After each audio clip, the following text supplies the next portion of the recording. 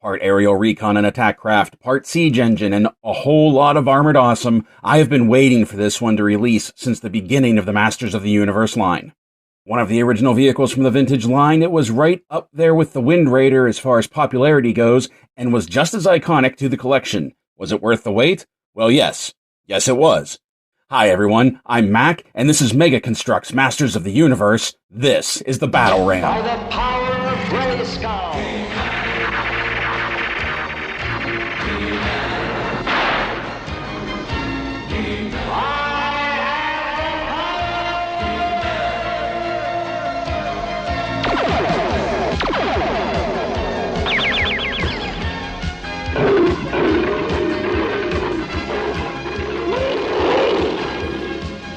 Let's just get this out of the way. This review is going to be totally biased. The Battle Ram is my favorite vehicle of the Masters of the Universe line. It was when I was a kid. It is now. In fact, it was the first vehicle I owned of the vintage line, and I still have my original one from 1982. It came out of the toy box every time war was raged on Eternia. I absolutely love this thing. In the mini-comic, the Battle Ram is presented to us in the very first issue, He-Man and the Power Sword. It is one of the gifts given to He-Man by the green-skinned sorceress, and in the text it is described as part battering ram, catapult, and space warp device. In these early depictions of the Battle Ram, we only see the front section, the section that would soon become known as the Sky Sled. But here, they still call it the Battle Ram. And the reference of it being part catapult leads us to believe that the rear section of the vehicle is around, He-Man just never uses it. The description of it being a space warp device always grabbed my attention though when I was a kid, and later in this same first issue we see He-Man use this technology to instantly transport himself from his home to Castle Grayskull, leaving Man-at-Arms behind.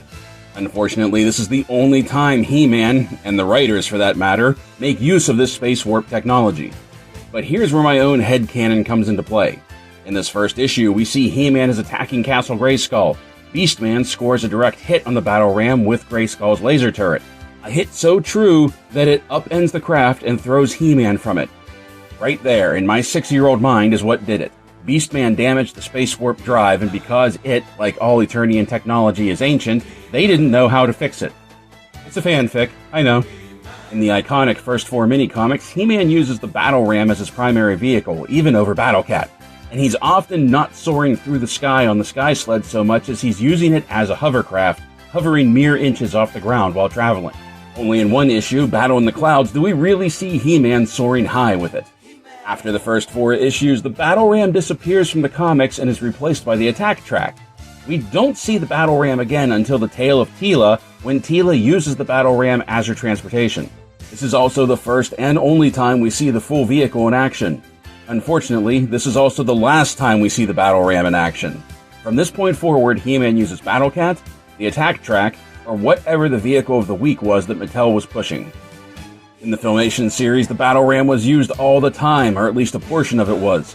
It's here in the Filmation series that the front section of the Battle Ram was given the name Sky Sled, and it was almost treated as its own vehicle. It was often used by Teela and Man-at-Arms as their primary transport, and was always the vehicle of the Eternian Cavalry, the vehicle that carried the Royal Guards into battle with the evil warriors. But the heroes weren't the only ones that got to have fun. Skeletor and his evil warriors had a version of the Sky Sled as well, something unofficially dubbed the War Sled. The War Sled was a darker color, and instead of the griffin head at the front of the vehicle, it had a python's head. The Construx build of the Battle Ram is glorious. Built from bricks that are molded in completely unique color to the Battle Ram, this is Mega's engineering at its finest. We haven't seen a vintage replica like this since the first release set of the Wind Raider. Scaled perfectly to the micro-action figures, the Battle Ram is capable of carrying 2, a driver up front and a catapult gunner in the rear. Not only is the Battle Ram built from uniquely colored bricks, and man, what a color it is, but it also has an abundance of some wonderful, wonderful printed pieces.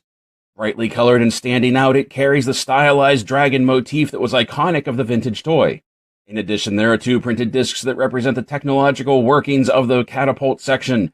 Further, there are custom pieces that are used for the heavy tread big wheels of the Battle Ram, and quilted pieces used as the backrest for the driver. Like every other version of the Battle Ram, the front section of the build detaches from the catapult section to become the Sky Sled. The pilot admittedly doesn't actually sit on the Sky Sled so much as they just straddle the engine cowl.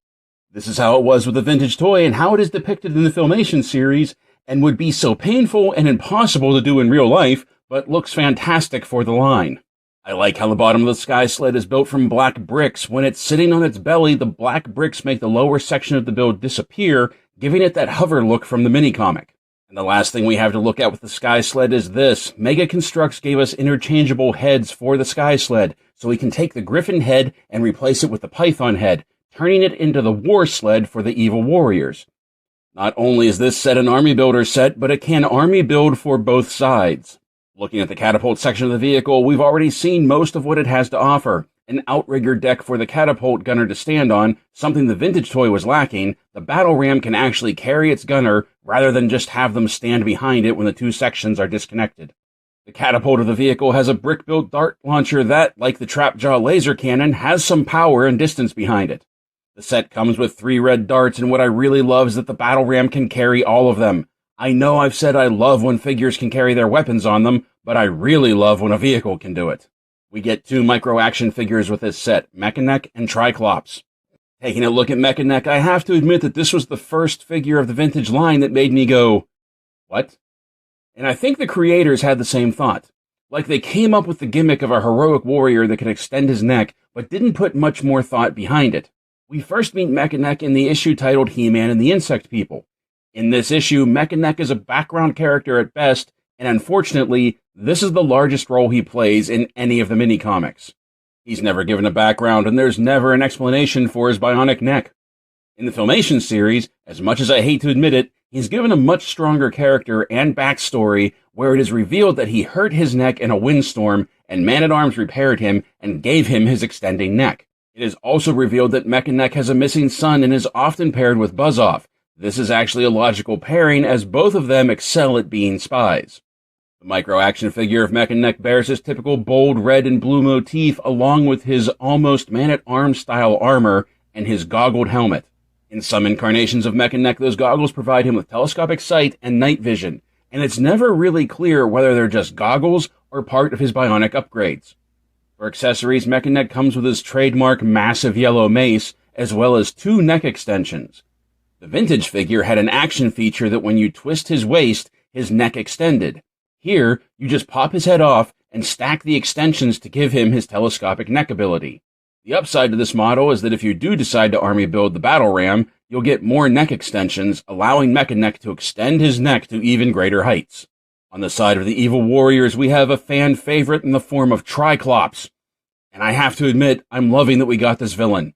I've always loved Triclops, but I never got him as part of the vintage line, so now, thanks to Mega Construx, I finally have him. Just another reason to love this set. The first time we meet Triclops in the mini-comic is in the issue titled The Terror of Triclops. Are you seeing a pattern with the titles here? In this issue, we learn that Triclops is a mercenary, a sellsword that Skeletor doesn't recruit this time around, so much as he hires him to eliminate He-Man. And as the comic progresses, we see just why Skeletor hired him. Triclops has many abilities that benefit him against the heroic warriors. In addition to being a sellsword of unparalleled skill, Triclops is seen to have great natural strength. Being able to hurl Beastman and hold him up with one hand, he was able to one-punch Battle Cat and knock the Great Tiger out, while also appearing to be a physical match for He-Man himself. But the abilities of Triclops don't stop there, not when he is wearing his iconic 3-eyed helmet. Thanks to this helmet of 3 eyes, Triclops possesses panoramic vision that enables him to see in all directions at once, meaning he cannot be surprised by attacks from behind. In addition to the panoramic vision, we learn that Triclops' 3 eyes each has a unique power. One has night vision that is better than Battle Cat's, one is able to emit a brilliant light that blinds his opponents, and the other has something that Triclops calls far vision. Something more than telescopic sight, this far vision allows him to witness things that are far beyond the range of normal human sight, allowing him to see things he should have no business seeing. It is sight beyond sight. Later, a 4th function of his eyes would be added, his gamma vision, a vision that lets him see through objects and around corners. While later incarnations of the character would often change what these 3 eyes can do, some even giving him the ability to shoot lasers from one of his eyes, the night vision, far vision, and gamma vision would always be a constant to Triclops in some capacity. In the Filmation cartoon, it was obvious that the helmet Triclops wore was something technological. The 2000X series even went so far as to make the helmet and eyes cybernetic implants. but in the mini-comics, it was always heavily implied that the helmet and three eyes were something magical. An unmatched swordsman, great strength and magical vision, Triclops was in every way a warrior designed to be a match for the most powerful man in the universe. Mega Construx micro action figure is designed around Triclops' original vintage release. With dark green armor and his three-eyed helmet, Triclops cuts a very unique visage among the Masters of the Universe, one that can't be mistaken for anyone else. Like his action figure counterparts, Triclops' three-eyed helmet rotates around his head, allowing you to switch from night vision to far vision, and finally to gamma vision. For a weapon, Triclops comes with his great sword, a design that was his first, but he later shared with Fisto. On his back is a small slot where you can sheathe the weapon when Triclops isn't using it in battle. Like I said at the beginning, I've been waiting for this set to come out since the line started, and I really think this was well worth the wait. A unique color, unique pieces, the ability to switch from hero vehicle to villain vehicle, a design that is not only true to the original piece but also improves on it, and two micro figures that go along with it. These aren't exactly the two figures I would have originally pictured with this set, but I think they're a great addition, especially Triclops. Needless to say, I love this set. I haven't been this happy or excited about a Mega Construx Masters of the Universe build since the original Wind Raider, and probably Castle Grayskull. So I'm probably going to buy another one of these to add to the collection, and who knows, maybe a third just to give one to the bad guys. For the price and availability, this set is readily available at Entertainment Earth and Amazon. I definitely think this is a set you need to get on your shelf if you're a collector of the Masters of the Universe. So until next time, friends, play well, stay safe, stay healthy, and as always, thank you for watching.